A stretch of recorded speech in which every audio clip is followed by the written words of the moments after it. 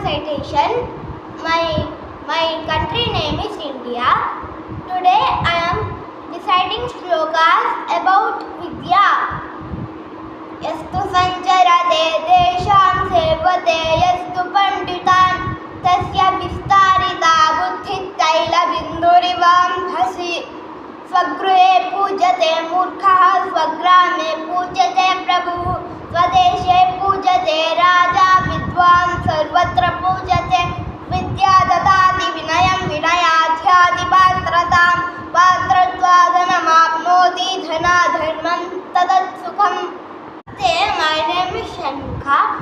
My category is shloka recitation. My country name is India.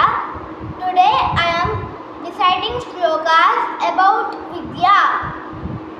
Yastu sanjarate desham sevate yastu panditan tasya vistarita buddhitaila bindurivam bhasi स्वगृहे पूजते मूर्खः स्वग्रामे पूजते प्रभुः स्वदेशे पूजते राजा विद्वान् सर्वत्र पूजते विद्या ददाति विनयं विनयाध्याति पात्रतां पात्रत्वादनमाप्नोति धनाधर्मं तदत् सुखम्.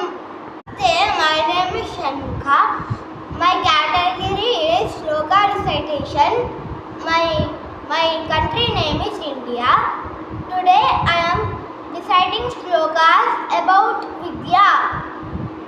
Yastu sanjarate desham sevate yastu panditan tasya vistarita buddhitaila bindurivam bhasi स्वगृहे पूजते मूर्खः स्वग्रामे